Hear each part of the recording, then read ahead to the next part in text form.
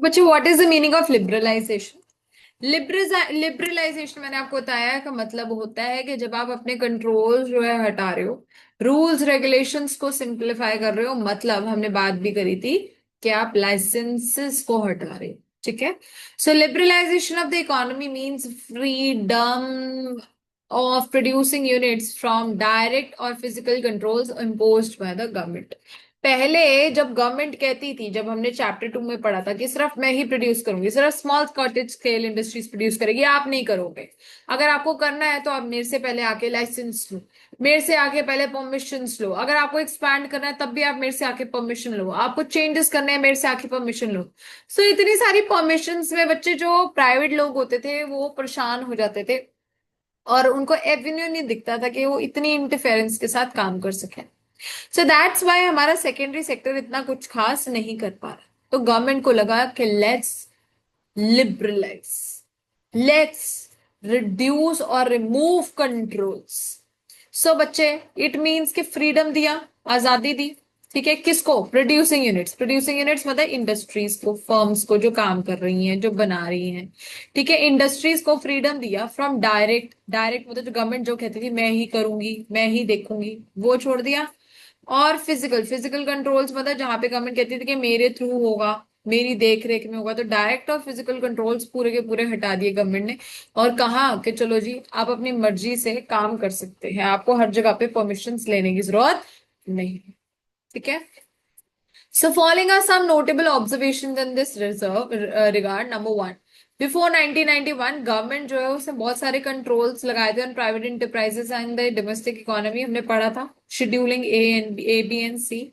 Next, ये जो industries थी उनको लाइसेंस सिस्टम करना पड़ता था, प्राइस कंट्रोल्स होते थे, फाइनेंशियल कंट्रोल्स होते थे कि कितने गुड्स आप बना सकते हैं, किस तरह के बना सकते हैं, आप इंपोर्ट कर सकते हैं कि नहीं। फॉरेन एक्सचेंज कंट्रोल होता था कि आप इससे ज्यादा जो है इंपोर्ट या एक्सपोर्ट नहीं कर सकते, इन्वेस्टमेंट्स नहीं कर सकते थे। याद करो, कहते थे सिर्फ स्मॉल सेक्टर्स के लिए इन्वेस्टमेंट जो है अलाउड है। ठीक है। सो बच्चे, इस चक्कर में बहुत ज्यादा लाइसेंसेस लेने पड़ते थे। और जो बिग फर्म्स थी, मीडियम साइज फर्म्स थी, वो कुछ खास ग्रो नहीं कर पा रही थी। It was experienced by the government that several shortcomings has emerged in the economy on account of these controls। और ये 40 साल लगे हमारी इंडियन गवर्नमेंट को समझने के लिए कि ये कंट्रोल्स जो है ये कंट्री के लिए अच्छे नहीं है। They are neither beneficial nor frugal। Frugal means not even practical for a country like ours that we can just stay in isolation in a world of emerging era, जहां पे हम हर एक को मतलब एक दूसरे के साथ काम करने के लिए और बाहर की कंट्रीज के साथ लेन देन के लिए हम कितना रोक सकते हैं।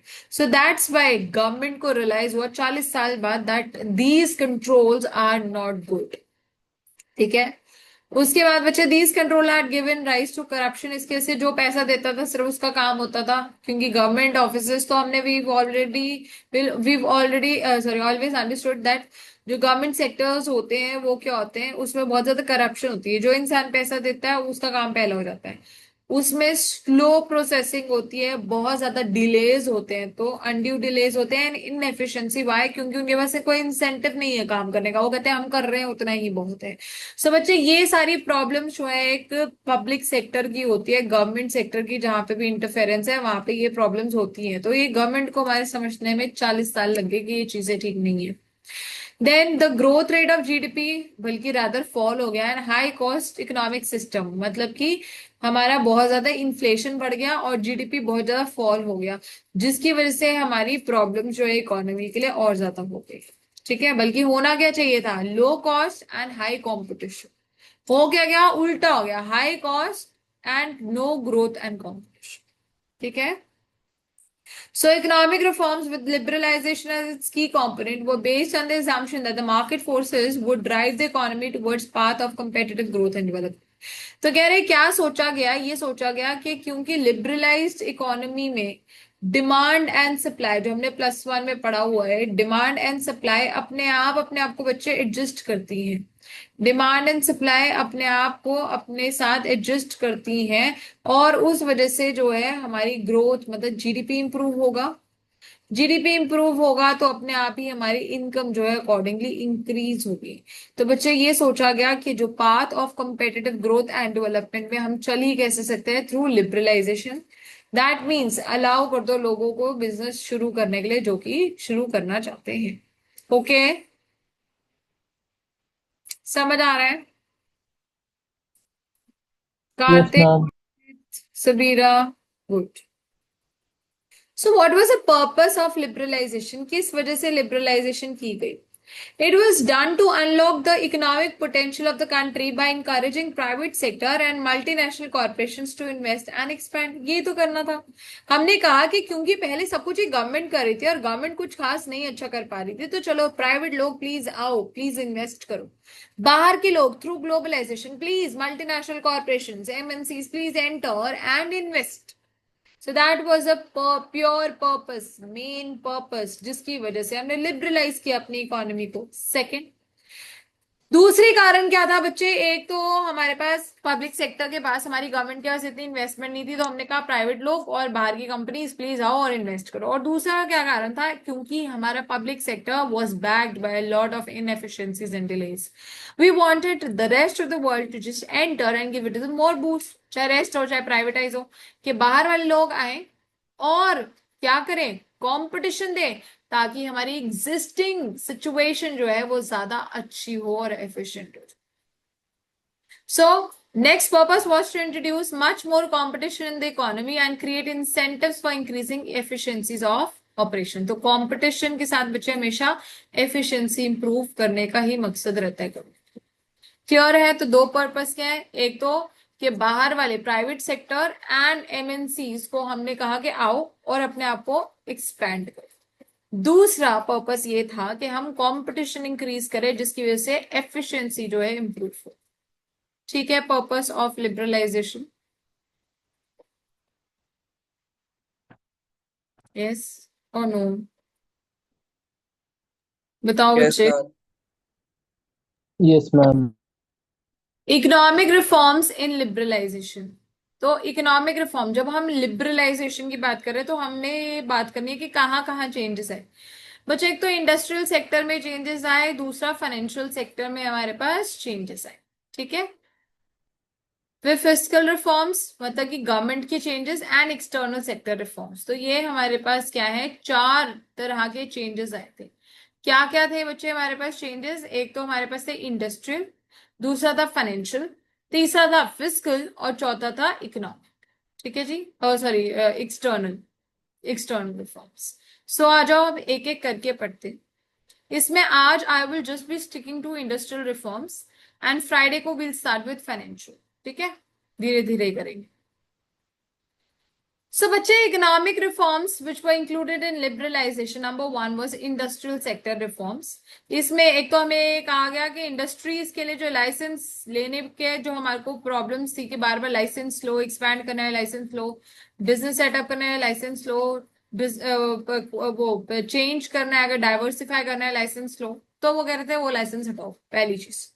नंबर टू, पब्लिक सेक्टर को कॉन्ट्रैक्ट किया। कॉन्ट्रैक्ट मतलब कम कर दिया, पहले इतना था उसको दबा के इतना कर दिया, तो कॉन्ट्रैक्ट कर दिया।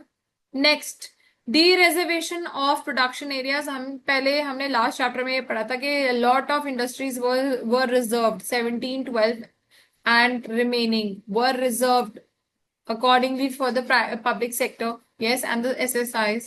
तो कहा गया कि इसको अब डी रिजर्व करो, जो बंदा काबिल है, जिसके पास पैसा है, जो प्रॉफिट अर्न कर सकता है, वो प्लीज आए और इन्वेस्ट करे। Expansion of production capacity. चौथी चीज ये कही गई कि if you want to diversify, if you want to expand, please do that by increasing the production.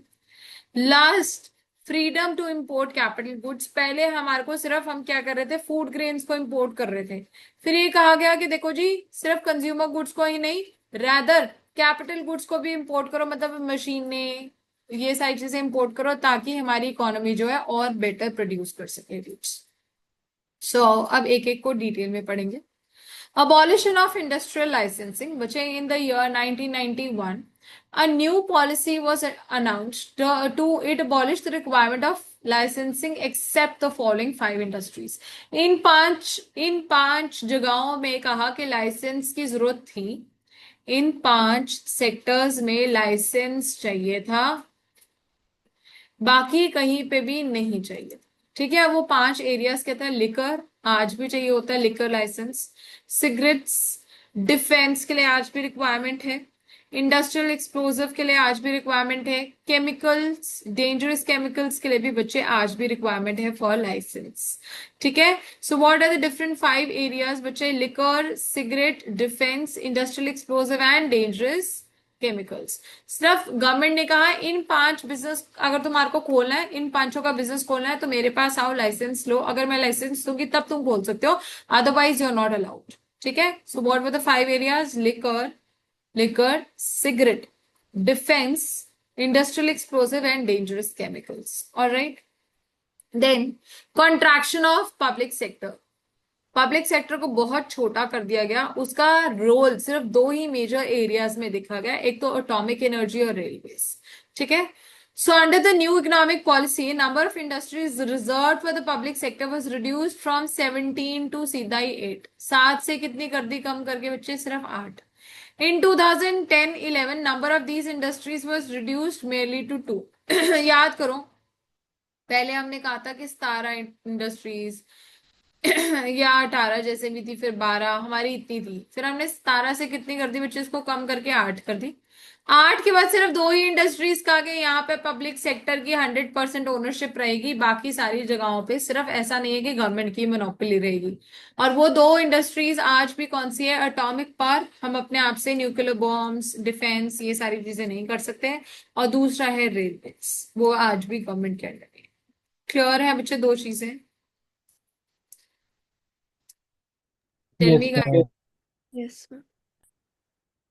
Next is number 3, dereservation of production areas. जैसे हमने कहा था कि पहले हम कहते थे सिर्फ एसएसआई, स्मॉल स्केल इंडस्ट्रीज के लिए हम ये पर्टिकुलर सेक्टर जो है छोड़ रहे हैं, ये इंडस्ट्रीज जो है यहाँ पे सिर्फ स्मॉल सेक्टर ही कर सकती हैं, मीडियम लार्ज स्केल नहीं करेंगी।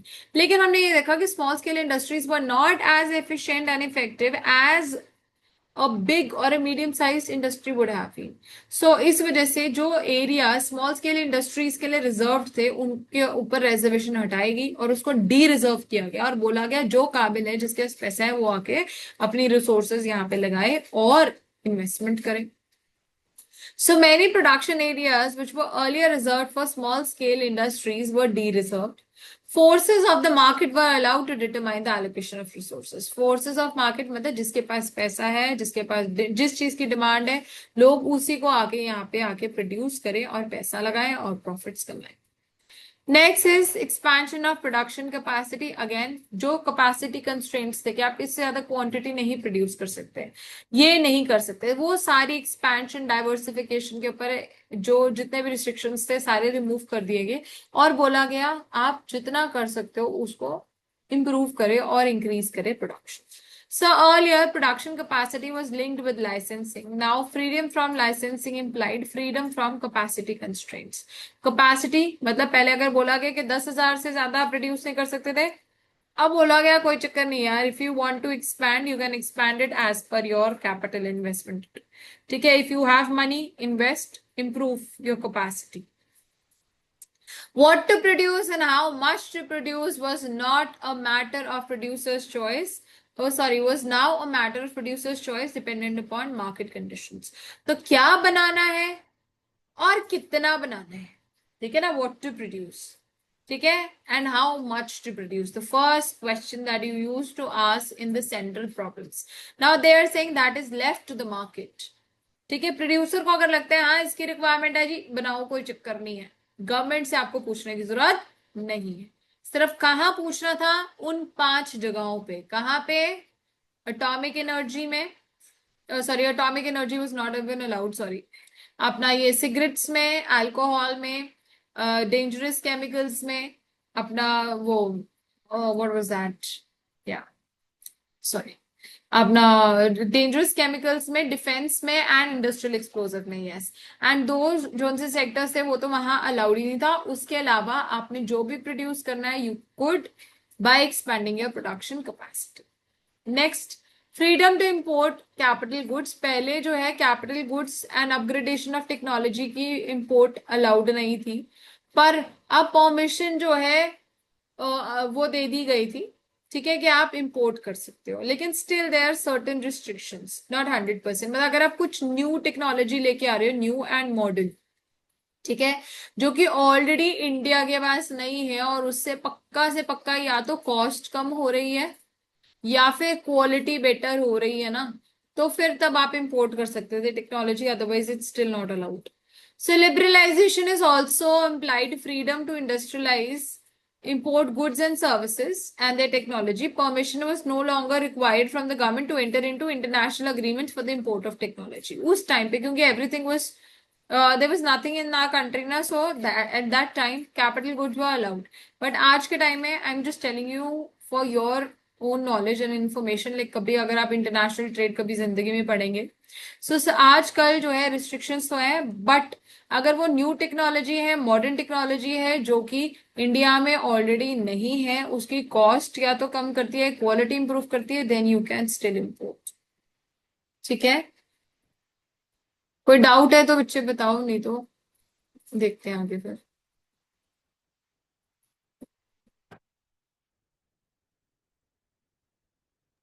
No ma'am. चलो, ठीक है। सो मैं ऐसे कर देती हूँ, मैं अभी ये क्लास जो है अपलोड कर देती हूँ दोबारा से रिकॉर्ड करके। सो अगर आपको लग रहा है आपको रिवाइज करना है, यू कैन स्टिल रिवाइज। मैं इसलिए इतना ज्यादा नहीं करी because I haven't provided you with the notes yet, तो अगर मैं आगे पढ़ा भी दूंगी तो ऊपर से वॉश हो जाएगा, सो इट्स बेटर कि हम कम करें बट अच्छे से करें। ठीक है। सो अगर जिनके पास बुक्स हैं और उनको लगता है कि उन्होंने साथ के साथ रेफर कर लिया है, तो they can just revise it from the books, else I am just sharing the link with you all. If you want, you can revise the video एक बारी दोबारा से देख के whenever you get time. ठीक है? So see you all on Friday. Thank you.